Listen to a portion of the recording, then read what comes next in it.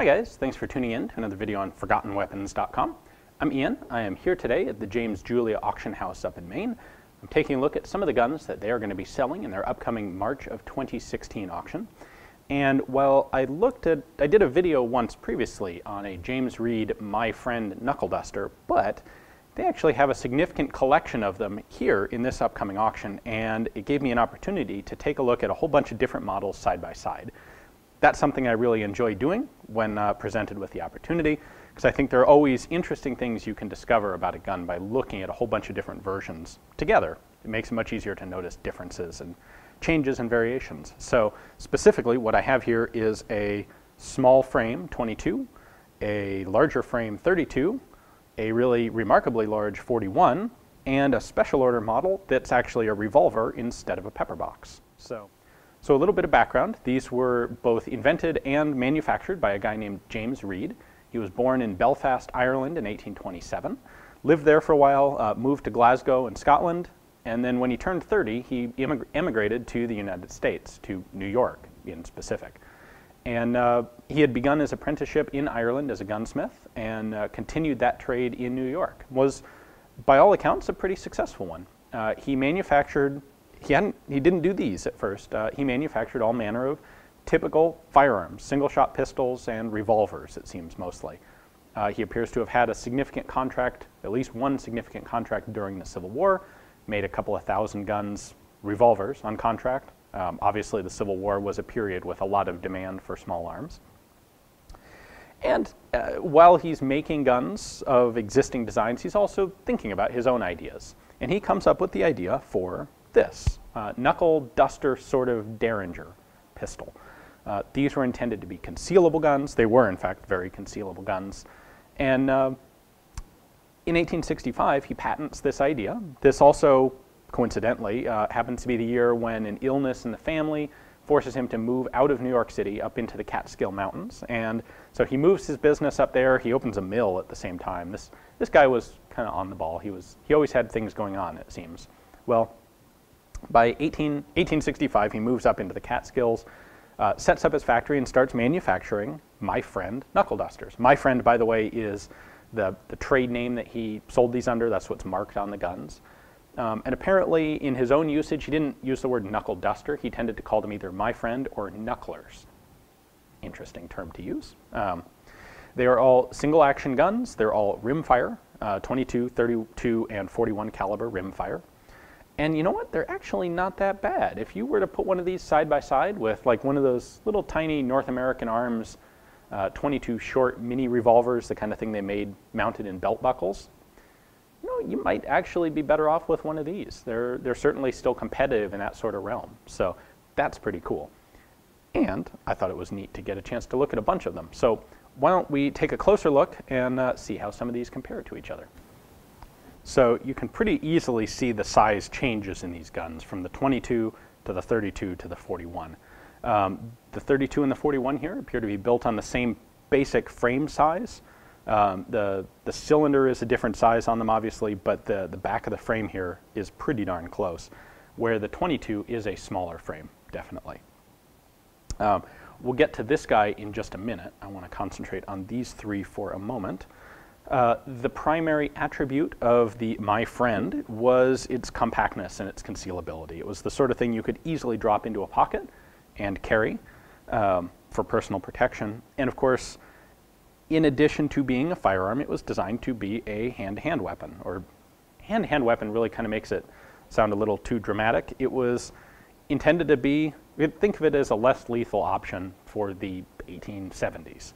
The idea was you can hold it like this, and you have basically a boxing knuckle. So definitely a useful combat weapon, I suppose, if you don't actually want to shoot somebody, or if you run out of ammunition, or if the gun misfires, because this was relatively early rimfire ammunition. So all of them work the same way. Grab it in the hand like this, and you have a pretty stout impact weapon. These frames are all made of brass. There were some made of iron, but primarily brass. Now, you have 7 shots in the 22. You have 5 shots in the 31 or the 41 caliber guns. This 41 is a pretty chunky pistol. What's interesting is you You don't really gain much in the way of handling with the larger guns. This is still a bit awkward to use. I can see why the 22 was the most popular of the bunch. And by the way, when I say most popular, it was significantly so. There were about 20,000 of the 22 guns made, 22 caliber, compared to about 3,000 of the 32s, and apparently only about 150 of the 41 caliber. So this is actually quite the rare piece. Now, I should note that the serial numbers on these were all done in a single sequential series. So, for example, actually, let's take this one. There are only 150 or so of these made, although this one is serial number 6258 because he didn't make them in batches, or he may have made them in small batches, but he made them as they were ordered and sold, and so the next gun may have been a 22 that would have been numbered 6259. So there aren't distinct serial numbers for the different models. Now, because James Reid had been a general gunsmith, he wasn't a one-shot wonder with these things. This was just his most successful single product.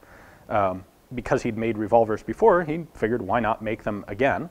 If you wanted an actual revolver, namely one barrel and multiple cylinders, you could certainly order that from him. So this is an example there of a 32 caliber revolver. This, to me, is kind of, I kind of wonder what the point is to this, because that barrel does make it definitely harder to stick in a pocket. And if you're going to do any real shooting, why not get something with a proper grip to it? But, well, and apparently Reid shared that idea. These were not standard items. This was a specific custom order piece. So there's actually a second one of these in the Julia catalog. I'll let you take a look and find that one yourself. These differ a little bit in takedown in that they have a more typical cylinder pin. Pull this locking lever down, and then you can pull the pin, and then there is your cylinder. On the regular guns, you have this cylinder access pin with a nice handle shape to it. And so you unscrew this, a little slippery there, unscrew that, and then the cylinder comes out. Here's our 7-shot 22 cylinder, and then the access pin here doubles as an ejector rod. So you would use that to punch out all of your empty cases, reload the gun, reload the cylinder, and then you can drop the cylinder back into the frame here, like so. There is no way to load these pistols without disassembling the cylinder. So this isn't a combat gun. This is you load it up and you stick it in your pocket, and hopefully you'll never actually need it. But if you do, it's there for you. Hence the my friend designation. So Reid ultimately manufactured these guns until 1883. He ran into some trouble at his height. Apparently he had 17 employees and was doing quite good business on these guns, but there was a bit of an economic depression in the 1870s, and then double action guns started to become readily available and popular, and he didn't update this design to keep up with some of those trends. By 1883, he shut down, and I expect moved on to doing other things, probably kept his gunsmithing business, just not his manufacturing. Ultimately, he died in 1898 up in the Catskills, and left a pretty cool legacy in these guns. Well, thanks for watching, guys. I hope you enjoyed the video. There were like 23,000 of these made in total, but it's really cool having this particular collection here. You can see a lot of the different variations, and there's more than just these 4. These are just kind of the most basic and obvious different types. So if you are interested in any one of these 4, of course they are all coming up for sale, take a look in the description text below. You'll find links to the catalog pages for each of them. And if you're interested in this sort of firearm in general, by all means, take a browse through the catalog, because there's a whole bunch more for you to take a look at. Thanks for watching.